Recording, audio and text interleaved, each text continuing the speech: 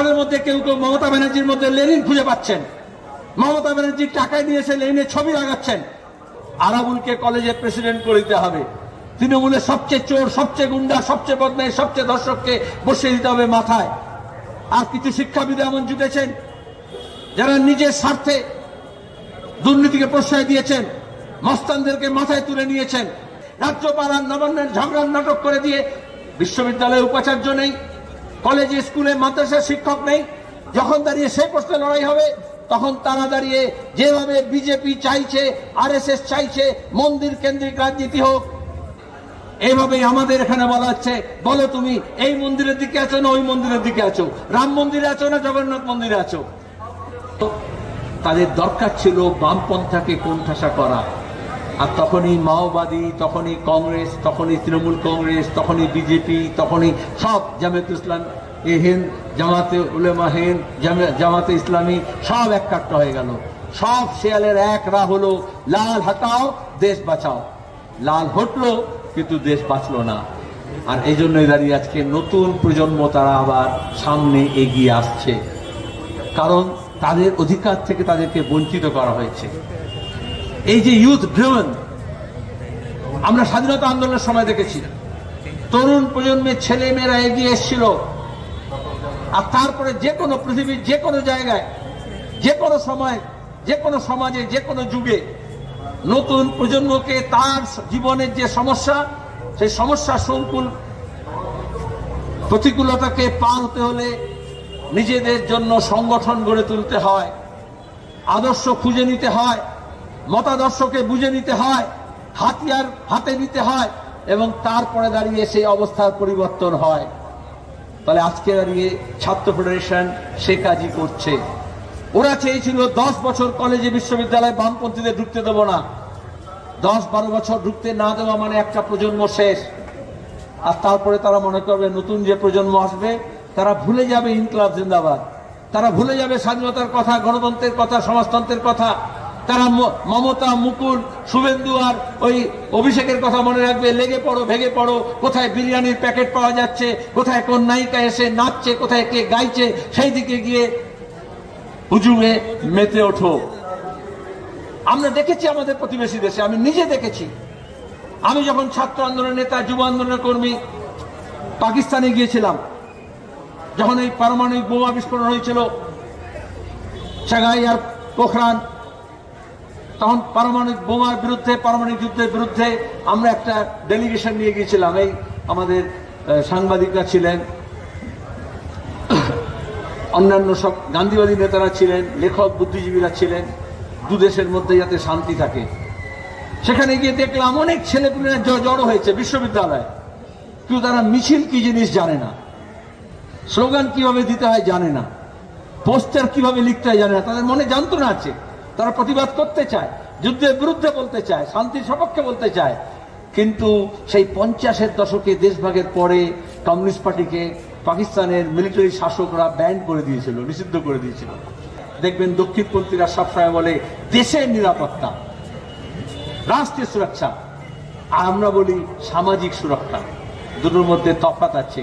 একজন বয়স্ক মানুষ, তার পেনশন দরকার হয়, একজন কর্মরত মানুষের ছুটি দরকার হয়, পেড হলিডে দরকার হয়, এগুলোকে বলে সামাজিক সুরক্ষা, কিন্তু ওরা বলে রাষ্ট্রীয় সুরক্ষা। এখানে হচ্ছে সব দিক থেকে আলাদা দৃষ্টিভঙ্গি। এবং এখানে দাঁড়িয়ে যারা মনে করছেন কোনো এইসব কলেজটির চত্বরে, আমি পরিষ্কার বলছি, অনেক অতি বামপন্থী আছেন। এসএফআইআর মিটিং বলে আমি বলে দিচ্ছি, হুঁশিয়ার থাকতে হবে। সামনে দাঁড়িয়ে বিপ্লবী সাজে আর তলায় তলায় গিয়ে হয় বিজেপি বা মোদির সঙ্গে, বিজেপি বা তৃণমূলের সঙ্গে লাইন লাগায়। আমরা এখানেও দেখছি, এই পশ্চিমবঙ্গের বুকেও দেখছি। আমরা যখন বলছি বাম বিকল্পের কথা বলুন, বাম বিকল্পের কথা বললাম যেখানে জীবন জীবিকার প্রশ্ন হবে এবং যেখানে দাঁড়িয়ে ধর্মভিত্তিক রাজনীতি বিরোধিতা হবে, তখন দাঁড়িয়ে আমরা দেখছি তৃণমূলের টাকায়, তৃণমূলের বদান্যতায় বামপন্থী সাজা মানুষ, যেমন মাওবাদীদের আমরা জানি, সালকু সোরেনে যখন লাশ পড়ছিল, এই কিষেনজি কত বড় নকশাল নেতা হিসেবে মাওবাদী সেজে ভাড়ায় খাটতে এসেছিলেন। তারপরে শুভেন্দুর টাকায় এই কলকাতা পুলিশ, এই সিআইডির কাছে সব টেপ রেকর্ডার আছে, ফোনে কথা বলছে কিষেনজি আর শুভেন্দু যে যা দানা পানি খানা পিনা লাগে সব মমতা দেবে ব্যবস্থা করেছি, কিন্তু সিপিআইএম এর লাশ দেখতে হবে। তখন আমরা বুদ্ধিজীবীকে দেখেছি টেলিভিশন চ্যানেলে বলছে সকালে বিকেলে 4-5টা সিপিআইএম এর লাশ দেখবো। কাদের জন্য বলেছিলেন, কাদের স্বার্থে বলেছিলেন? আজকে শিক্ষাকে যখন লুট করা হচ্ছে, স্বাস্থ্য ব্যবস্থাকে যখন ভেঙে দেওয়া হচ্ছে, কলেজ বিশ্ববিদ্যালয়কে যখন শেষ করে দেওয়া হচ্ছে, রাজ্যপাল আর নবান্নের ঝগড়ার নাটক করে দিয়ে বিশ্ববিদ্যালয়ে উপাচার্য নেই, কলেজে স্কুলে মাদ্রাসার শিক্ষক নেই, যখন দাঁড়িয়ে সেই প্রশ্নে লড়াই হবে তখন তারা দাঁড়িয়ে যেভাবে বিজেপি চাইছে, আরএসএস চাইছে মন্দির কেন্দ্রিক রাজনীতি হোক। কিছুদিন আগে দেখলেন আপনারা, ওরা বলল চণ্ডী পাঠ করব, কিন্তু বাংলার মানুষ নড়লেন না। ওরা বলল গীতা পাঠ, তৃণমূল বলল আমরা চণ্ডী পাঠ করব। এটাই তো কম্পিটিশন। সহজ পাঠ তুলে দিচ্ছে, বই পড়া শেষ করে দিচ্ছে, আর অন্যদিকে বলছে চলো এখন ধর্মগ্রন্থ পাঠ করব। আমরা বলছি কার সঙ্গে যাচ্ছে? হলো না। হাজারো ছাত্র যুবরা এলো, যৌবনের ডাকে ব্রিগেডের সমাবেশ হলো, যেখানে বলা হলো না বাংলার রাজনীতি তার নিজস্ব সক্রিয়তা নিয়ে থাকবে। আজকে বাংলার ভবিষ্যৎ নবান্ন চৌপাট করছে, কিন্তু 56 বাঁচাতে পারবে না, 356 বাঁচাতে পারবে না। বাংলার মানুষকে ঐক্যবদ্ধ করতে হবে। আর যখন ঐক্যবদ্ধের কথা বলছি তখন আবার মন্দির মসজিদ নিয়ে সামনে নিয়ে আসছে। ওরা বলছে রাম মন্দির করব, মমতা ব্যানার্জি বলছেন কেন? আমি মন্দিরে যাব, গুরুদ্বারায় যাব, কালীঘাটে যাব, গির্জায় যাব, চার্চে যাব, 22 তারিখে যাব। খেয়াল রাখবেন, তাদের মধ্যে কেউ কেউ মমতা ব্যানার্জির মধ্যে লেনিন খুঁজে পাচ্ছেন। মমতা ব্যানার্জির টাকায় নিয়ে এসে লেনিনের ছবি লাগাচ্ছেন। নির্বাচনের আগে নেতাজি সুভাষ চন্দ্র বসুর 125তম বার্ষিকী, মোদী চলে এলেন ভিক্টোরিয়া মেমোরিয়ালে, বিশাল করে তামাশা হলো। আবার ভোট হয়ে গেল, আর নেতাজির নাম নেই। আর মোদী মমতা মিলে নেতাজি ভুলে গেলেন, আজাদ হিন্দ ফৌজ ভুলে গেলেন, আজাদ হিন্দ ফৌজের নারা ইত্তেফাক ইত্তেফাক কুরবানি সেটা ভুলে গেলেন, স্বাধীনতা আন্দোলন ভুলে গেলেন। জয় শ্রীরামের স্লোগান নিয়ে বিজেপি এবং তৃণমূলের মধ্যে তারস্বরে দেখা গেল কে কার পক্ষে। এইটাকেই আমরা বলছি বাইনারি। এটাই হচ্ছে বিভাজন, এটাই হচ্ছে তুমি এ পক্ষে না ও পক্ষে। এইভাবে বুশ ইরাকে যুদ্ধের সময় আমরা দেখেছিলাম, যখন বোমা ফেলছিল বলেছিল যুদ্ধ একদিকে আর হচ্ছে টেরোরিজম আর একদিকে, সন্ত্রাসবাদ। আমরা বললাম না, যুদ্ধ খারাপ, সন্ত্রাসবাদও খারাপ। বললো না, তৃতীয় কোনো পক্ষ হয় না, হয় তুমি যুদ্ধের পক্ষে নাহলে তুমি সন্ত্রাসের পক্ষে। আমরা বললাম সন্ত্রাস দিয়ে যুদ্ধ আটকানো যায় না, যুদ্ধ দিয়ে সন্ত্রাসকে আটকানো যায় না। আজকে 2 দশক পরে মানুষ দেখতে পাচ্ছেন এখনো সেই অবস্থা আছে। এইভাবেই আমাদের এখানে বলা হচ্ছে, বলো তুমি এই মন্দিরের দিকে আছো না ওই মন্দিরের দিকে আছো, রাম মন্দিরে আছো না জগন্নাথ মন্দিরে আছো। এইভাবে বাইনারি তৈরি করা হয়, এইভাবে একটা বিভাজন করার চেষ্টা করা হচ্ছে। আর সেখানে দাঁড়িয়ে কিছু কিছু বিপ্লবী আনা দেখানোর লোকজন ভাড়ায় যারা খাটে, যখন আমরা বাম বিকল্পের কথা বলছি তখন তারা বলছে একটা বিকল্প বাম গড়ে তুলতে হবে। তাদের মধ্যে কেউ কেউ মমতা ব্যানার্জির মধ্যে লেনিন খুঁজে পাচ্ছেন। মমতা ব্যানার্জির টাকায় নিয়ে এসে লেনিনের ছবি লাগাচ্ছেন। কলেজ বিশ্ববিদ্যালয়ের ক্যাম্পাসগুলোতে যখন বামপন্থীরা যেতে পারবে না, এসএফআই কাজ করতে পারবে না, তখন দাঁড়িয়ে এবিভিপি কে জায়গা খুলে দিয়েছে।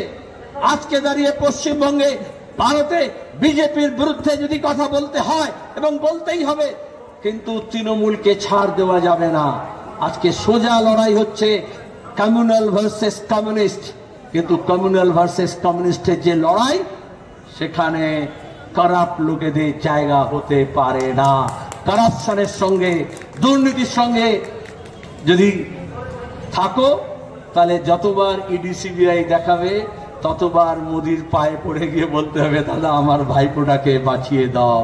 সেই জন্যই দাঁড়িয়ে যদি আজকে এই আরএসএস হিন্দুত্ববাদী শক্তির বিরুদ্ধে লড়তে হয়, ফ্যাসিবাদী শক্তির বিরুদ্ধে লড়তে হয়, তাহলে পশ্চিমবঙ্গে যারা খাল কেটে কুমির এনেছে, যারা বামপন্থাকে শেষ করার জন্য বিজেপিকে দাওয়াত দিয়ে নিয়ে এসছে, তাদের ভেকধারীদের সম্পর্কে সাবধান থাকতে হবে। আর সে লড়াই আপনারা লড়বেন।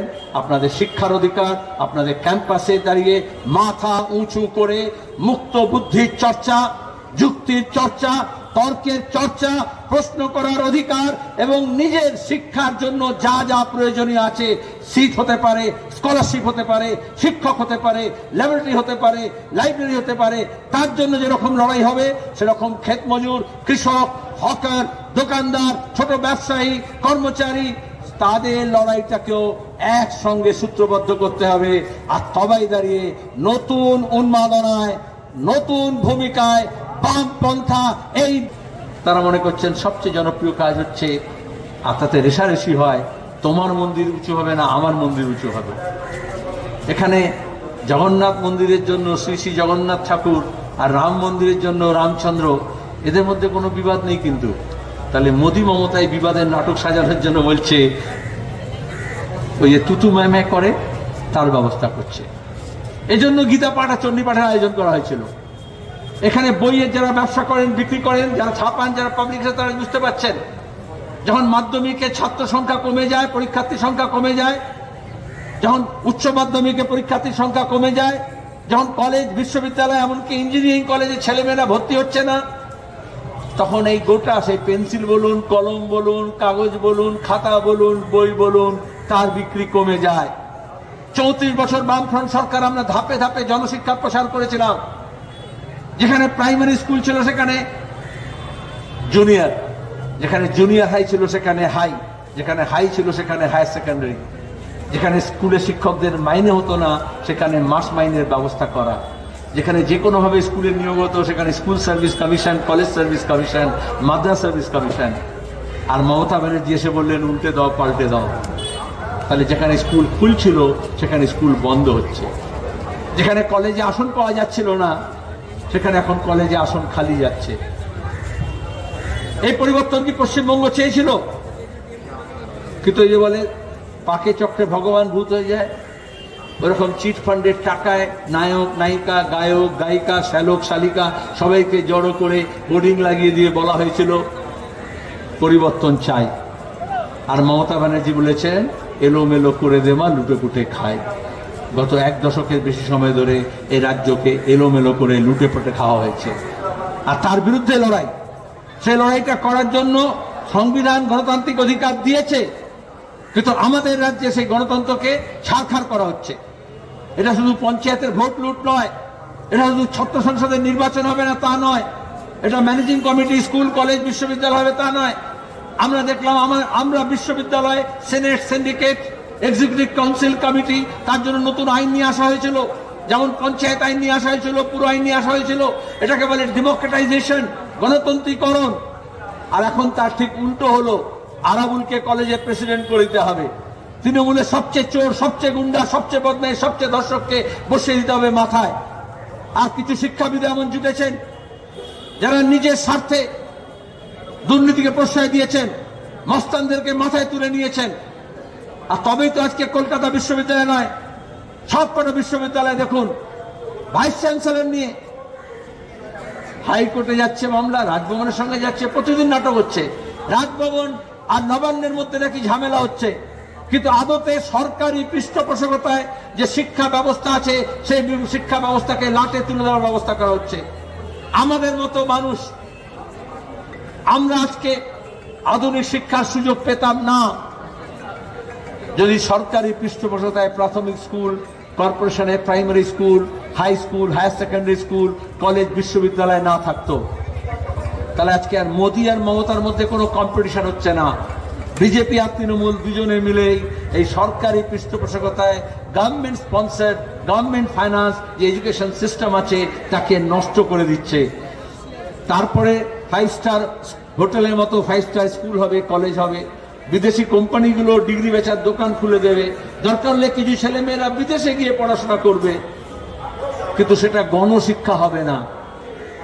একটা ক্লাসের ব্যাপার, একটা মাসের ব্যাপার। ওই যে দীপশিতা বলছিল জমি যেমন কিছু যোদ্ধার জমিদার হাতে ছিল, আমরা লড়াই করে বললাম লাঙল যার জমি তার। সেরকম পুঁজি কিছু মানুষের কাছে জমা হচ্ছে, আদানি আম্বানির কাছে, আর সাধারণ মানুষ বলছে বাজার করার পয়সা নেই। তার ব্যয় বাড়ছে কিন্তু আয় কমছে। আর এই জন্যই সাম্যের দরকার হয়, এই জন্য সমাজতন্ত্রের কথা বলা হয় যে দেশের যা কিছু সম্পদ আছে তাতে সবার অধিকার আছে।